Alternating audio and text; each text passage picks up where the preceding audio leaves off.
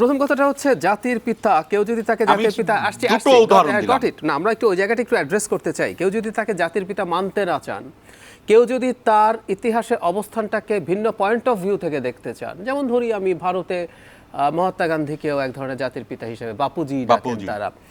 মহাত্মা গান্ধী যে একজন আটারলি বর্ণবাদী মানুষ ছিলেন, এটা নিয়ে অরুন্ধতী রয় দীর্ঘদিন থেকে কথা বলছেন উইথ ডকুমেন্টস।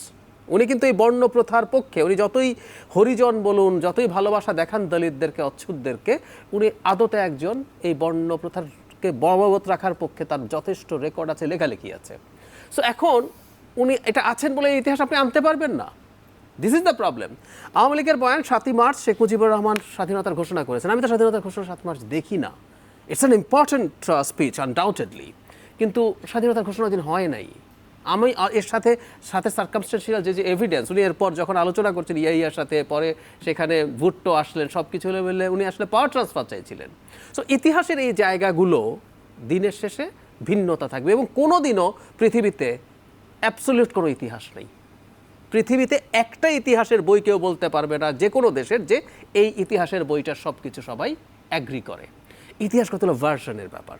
সুতরাং শেখ মুজিবুর রহমানকে, তার ইতিহাসের অবস্থান কি, মুক্তিযুদ্ধের ইতিহাসটাকে আমরা কিভাবে দেখব, যেমন কথার কথা আমরা তো অনেকেই এখন বলছি, আমি অনেক আগে থেকে বলি, যেমন ফাউন্ডিং ফাদার্স আছেন।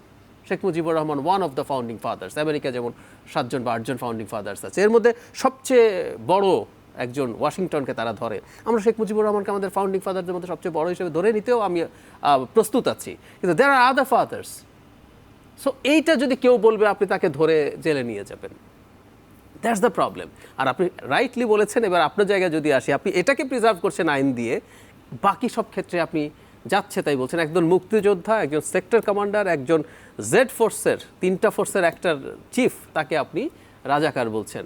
সো এগুলো তো করেছেনই, এগুলোই তো ইনফ্যাক্ট রাজাকার না, পাকিস্তানের চর। হ্যাঁ সরি, পাকিস্তানের চর বলছেন, পাকিস্তানের হয়ে তিনি এখানে আসলে যুদ্ধের মধ্যে ছিলেন, এই কথাগুলো বলছেন।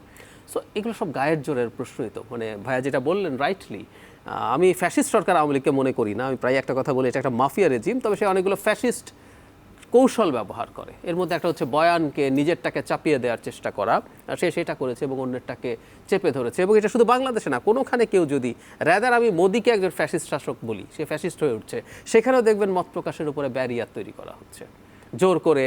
মনে আছে যে একটা ডকুমেন্টারি মোদিকে নিয়ে যখন বিবিসি পাবলিশ করলো, পুরনো কথা, গুজরাট নিয়ে উনি গৌরব করেছেন যে গুজরাটে এগুলো হয়েছে, সেটা নিয়ে ডকুমেন্টারির পর বিবিসির অফিসে গিয়ে তারা কি করেছিল। সো প্রত্যেকেই, শুধু ফ্যাসিবাদ বা মাফিয়াতন্ত্র না, এনি ডিকটেটরশিপ, সে আসলে মুক্ত মিডিয়াকে মেনে নিতে পারে।